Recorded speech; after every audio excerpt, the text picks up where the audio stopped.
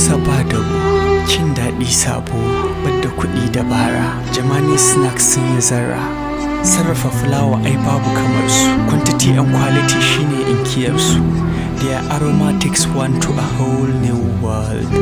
Oh, what a yummy and nutritious bite. At an affordable price you get a balanced diet.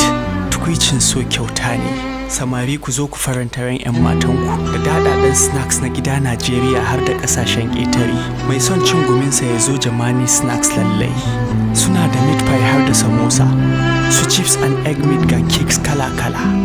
Donut har da spring rolls, Spanish omelette, kisra abincin Larabawa.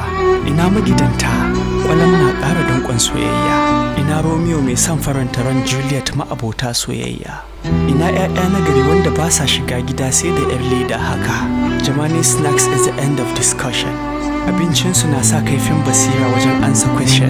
Ina masu neman na kansu a gidaje da anguwanni.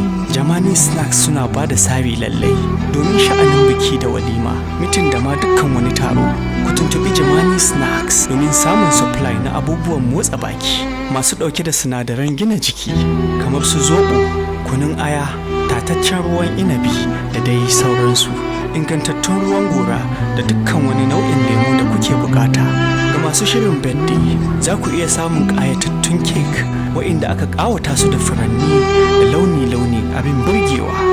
Jamani snacks ba ɓoyayyen waje ba ne, shahararren waje ne a sabuwar Abuja da ke garin Bakori. Sannan za ku iya samun layin wayarsu kamar haka: 070 64 64 0223 ko kuma 081 41 74 0894. Naku har gaban abada, Sadiq Gentle. I am recommending Jamani snacks musamman a lunchbox ɗin yaran makaranta. Sai kun zo.